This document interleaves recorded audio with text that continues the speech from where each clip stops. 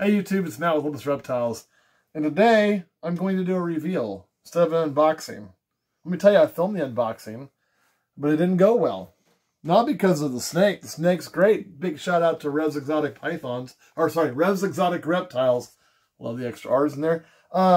Sent me an awesome animal, boxed it well. We showed all that. We videotaped it, but our audio failed, and then our backup audio failed.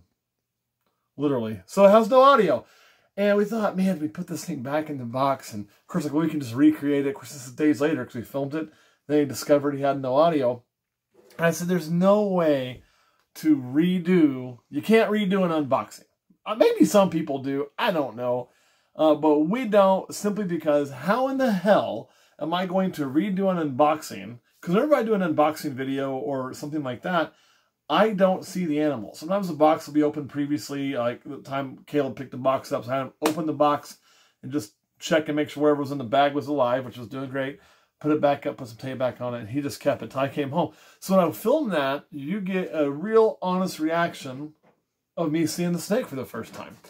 And if I go and rebox it and try to do it and go, oh, slap happy, then it's some fake, fake bullshit. And that's just not who I am. So we don't want to be fake about that. So, sorry, Rev, brother, I'm sorry, man. You did a great job. And I failed you on doing an unboxing because, well, double audio failure. So, which means my little mic I wear when we have the big cameras, we don't have to do the selfie because we got to get caught up. So we didn't lose just that video. We lost about 3 of them. That thing had a malfunction and died. Then the shotgun mic, or like, well, I'm not going to say that on here. This is a family show. The shotgun mic, also, somehow the gain had been turned down. It looks like it's a long, black, phallus-shaped object hanging off of there.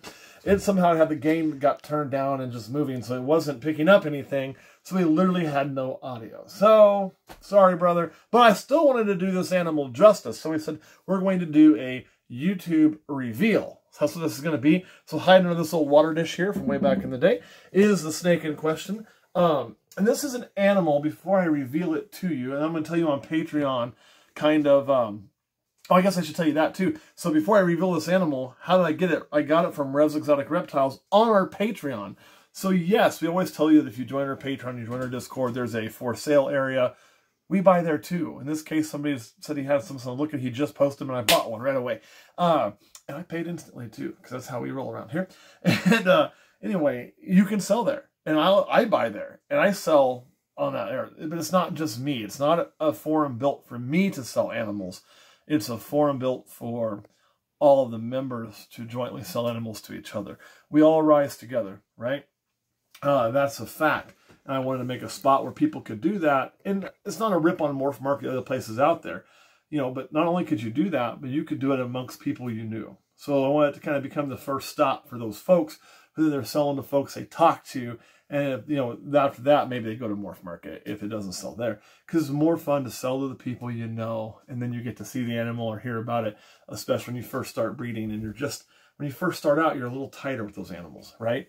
And for those of you who have gone through this a while, you'll know what I'm talking about. Some of you go, you're crazy. I'm not crazy. When you first start those first few clutches, they're just like these little new shiny things, and it's all brand new. And you're just so attached to what you're doing, and you're so excited, and you're just so...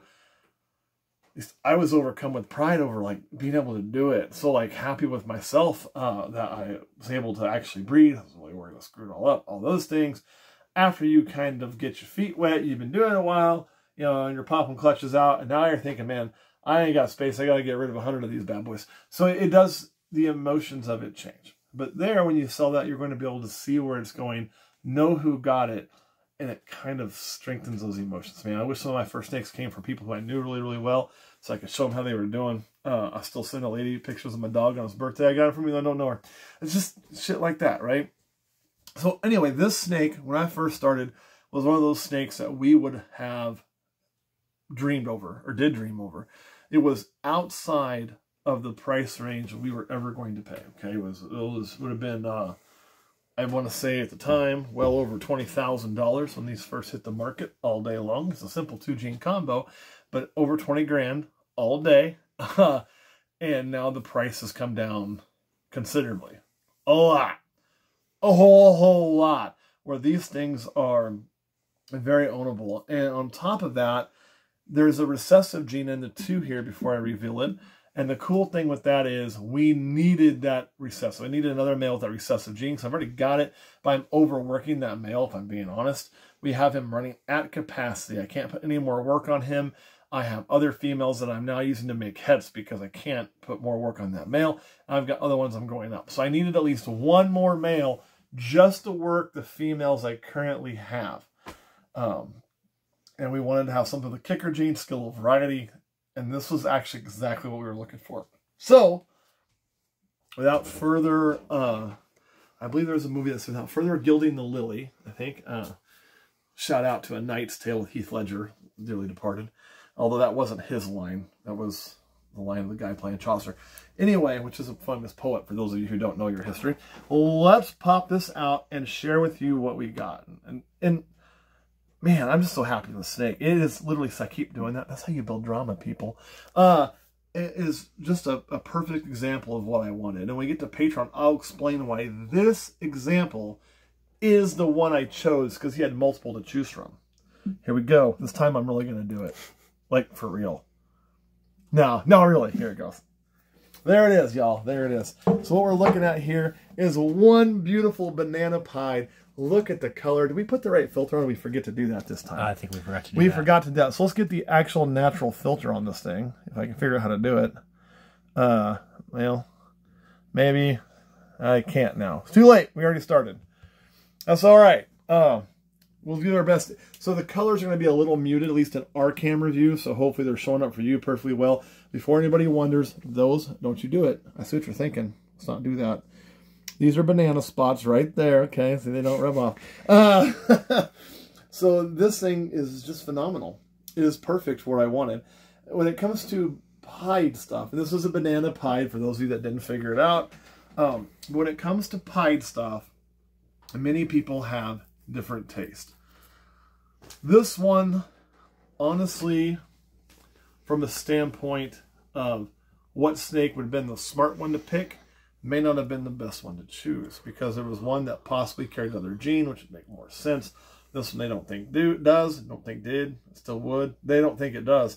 And I chose it anyway, and that's what I'm going to talk about on Patreon as to the why, because there's certain attributes to this animal that made me pick it over the rest of them. So, banana pied, we finally got one. It just took me, again, when I first started looking these up, it probably would have been 2013 or 14, when the bananas were 10K.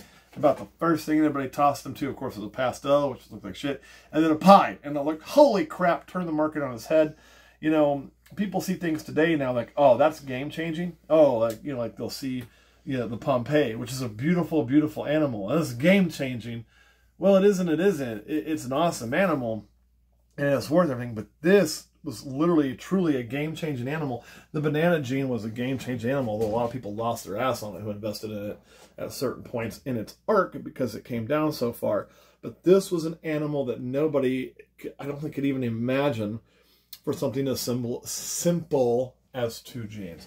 And that's why it made it so game-changing. The banana pied, the animal of legend, if you came into the game at the same time that I did. All right, Caleb, anything you want to add? No, other than I would agree, you know, like if 2 gene is game-changing because there's still more that you can do to it without having to hit crazy odds. Pompeii is a 5 gene animal. Hitting that on itself is hard because you can't do super black pastels and you can't do super spot nose.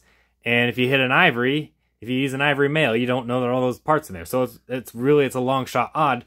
It's harder to add to that, whereas, like he was saying, this is just a 2 gene animal. It's game-changing because there's still so much more you could do. Yeah, and there's not, and even though there is so much more, so you're a little different. Even though there's so much more you could do, I wouldn't do anything to this. Like, I don't know what I'm going to add to this that's going to make it better. Maybe black pastel. Maybe a darkening gene for my taste. But short of that, why? I mean, sometimes a 2 gene combo is perfect for what you want. Leopard might actually be good in here.